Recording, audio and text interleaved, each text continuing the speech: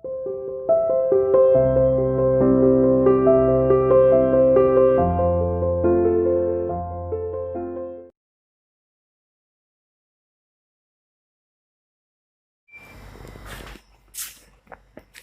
Student, welcome to CR international online classes. बेटा, हमारा chapter चल रहा है कॉलोनिज्म्स एंड द सिटी, यानी उपनिवेशवाद और शहर कि जैसा इसमें हमने पढ़ा कि अंग्रेज है वो बिल्कुल मुगल साम्राज्य का जो अस्तित्व था या जो अतीत था उसको बिल्कुल मिटा देना चाहते थे और एक नए सिरे से अपने साम्राज्य का विस्तार है वो करना चाहते थे। इसलिए उन्होंने मुगलों के जो बसाए हुए नगर थे उनमें थोड़े से चेंजमेंट है, बदलाव है वो किए, क्योंकि वो नहीं चाहते थे कि मुगलों का जो अतीत है वो बचा रहे। क्योंकि उनको पता था कि मुगल बादशाह की जो लोगों के ऊपर जो पकड़ है या उसके मुगल बादशाह के प्रति लोगों की जो हमदर्दी है वो अब भी बरकरार थी। कहीं ना कहीं मुगल बादशाहों का जो लोगों के मन में जो पकड़ बनी हुई थी या लोगों के मन में जो जगह बनी हुई थी वो बरकरार थी, इसलिए वो उसको बिल्कुल मिटा देना चाहते थे। इसलिए उन्होंने शहरों का विस्तारीकरण है वो किया और मुगलों के द्वारा जो बनाए गए शहर थे उनमें काफ़ी बदलाव है वो किया।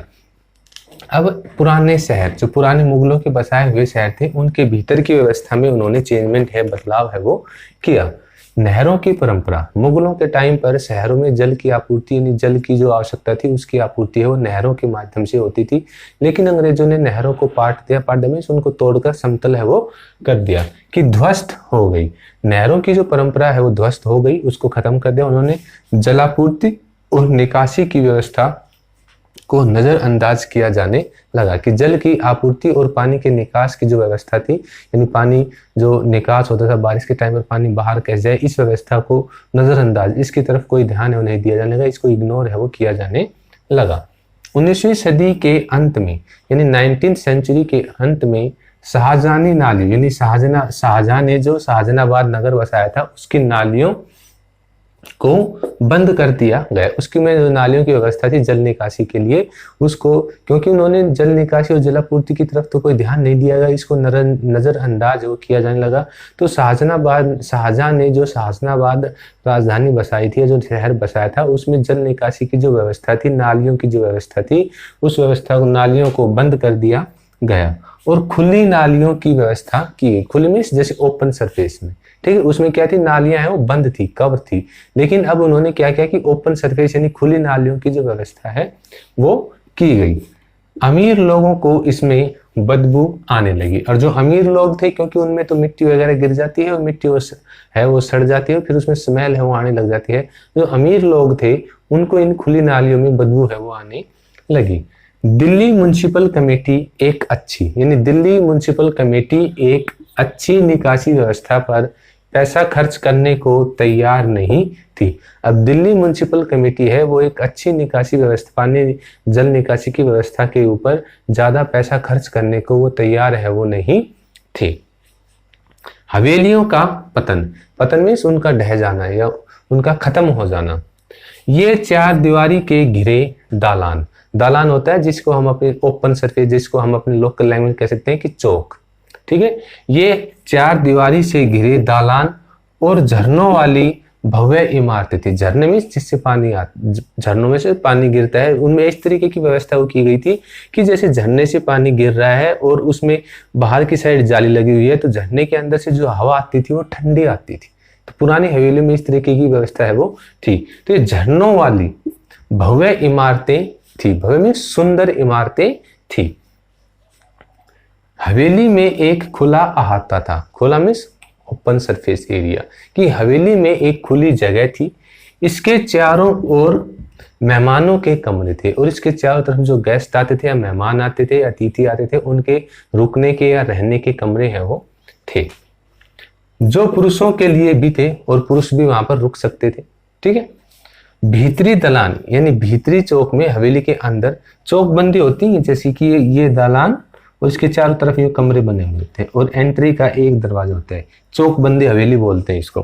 कि भीतरी दालान में औरतें रहती थी। अब जो भीतर का जो दालान था उसमें औरतें रहती थी, यानी औरतों की जो रेजिडेंस था वो अंदर की साइड था। मुगल अमीर ब्रिटिश शासन के, जो मुगल हैं वो अमीर ब्रिटिश शासन के समय इन विशालकाय इमारतों को संभालने के हालात में नहीं था। जो मुगल लोग हैं वो अमीर ब्रिटिश शासन के तहत, क्योंकि इनके ऊपर काफी पैसा है वो खर्च होता था इनकी देखभाल के लिए, रख रखाव के ऊपर। जो मुगल हैं वो अमीर ब्रिटिश शासन के तहत वो इन हवेलियों को रख रखाव या इनको मेंटेनेंस करने के हालात में नहीं थे। हवेलियों को बेचा जाने लगा और रिजल्ट ये हुआ कि हवेलियां हैं वो बेची जाने लगी। दुकान और गोदाम बनाए गए। अब दुकानें खोली गई, गोदाम है वो बनाए गए। गोदाम में जिसमें काफी ज्यादा संख्या में माल को स्टॉक करके रखा जाता है। औपनिवेशिक बंगले हवेलियों से बिल्कुल अलग थे, और जो औपनिवेशिक यानी अंग्रेजों के टाइम के दौरान जो बंगले बने वो हवेलियों से बिल्कुल अलग अलग थे, यानी बिल्कुल डिफरेंट थे।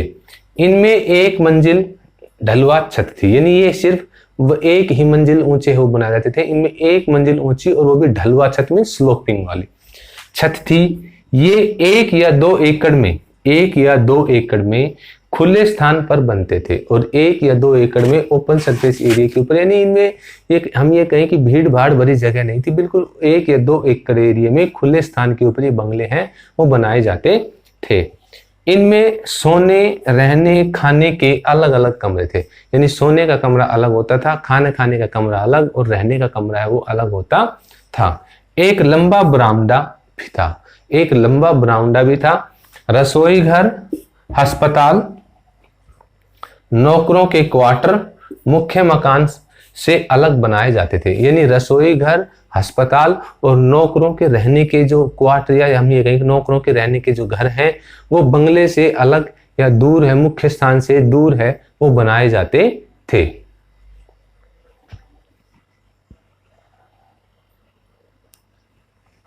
अब नेक्स्ट है नगर पालिका दिल्ली शहर के लिए योजना बनाती है। 1931 की जनगणना से पता चला पुराने शहर यानी पुरानी दिल्ली में 90 लोग 1 एकड़ में कि 1931 की जनगणना से पता चला कि पुराने शहर में तो 90 लोग 1 एकड़ जमीन में रहते थे, अथवा नई दिल्ली और जो नई दिल्ली बसी उसमें 1 एकड़ में सिर्फ 3 ही लोग रहते थे। यानी इतना उसमें डिफरेंस पाया गया कि पुराने शहर में तो 90 लोग हैं वो 1 एकड़ जमीन के ऊपर रहते थे, और नई दिल्ली जो नया शहर बना उसमें 3 लोग ही 1 एकड़ में रहते थे। रॉबर्ट क्लार्क ने 1888 में लाहौर गेट सुधार योजना के नाम से कि उन्होंने लाहौर गेट सुधार योजना के नाम से एक योजना बनाई।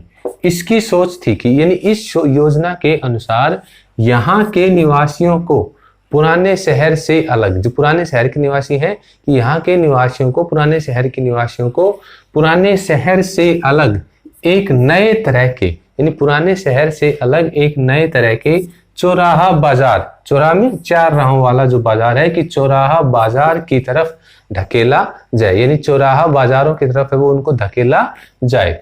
इसमें सड़कों के लिए जाल वाली संरचना तय की गई, कि इसमें सड़कों के लिए जाल, जैसे जाल बिछा रहता है ऐसी संरचना है, ऐसी बनावट है वो तय की गई। जमीन के टुकड़े बांटे गए, जमीन के टुकड़ों को बांटा गया, डिस्ट्रीब्यूट किया गया। इस नए स्थान को कलाकीगंज कहा गया, और जो नया स्थान था यह कलाकीगंज कहलाया। यह कभी पूरा नहीं हो पाया, लेकिन जो यह योजना थी यह योजना वो कभी कंप्लीट नहीं हो पाई। दिल्ली सुधार ट्रस्ट का 1936 में गठन हुआ, कि दिल्ली सुधार ट्रस्ट का 1936 में गठन हुआ। इस योजना के तहत यानी दिल्ली सुधार ट्रस्ट योजना के तहत संपन्न लोगों के लिए, संपन्न में जिनकी इकोनॉमिक कंडीशन ठीक ठाक थी, संपन्न लोगों के लिए दरियागंज दक्षिण जैसे इलाके बने, कि जो लोग ठीक ठाक पोजीशन वाले थे, जो संपन्न थे, खाते पीते थे, उनके लिए दरियागंज दक्षिण जैसे इलाके हैं वो बने, यानी दिल्ली सुधार ट्रस्ट के अंतर्गत। अब लोग समूह साझा में नहीं रहते थे, अब जो लोग हैं वो समूह में इकट्ठे हैं वो नहीं रहते थे। हर घर में एक परिवार रहता था और सब इंडिविजुअली एक सेपरेट फैमिली के रूप में रहने लगे, यानी अलग अलग परिवारों के रूप में रहने लगे। तो इसी के साथ बेटा आपका जो ये चैप्टर है ये फिनिश होता है। नेक्स्ट वीडियो में हम आपका नेक्स्ट चैप्टर है वो स्टार्ट करेंगे, यानी चैप्टर नंबर 7।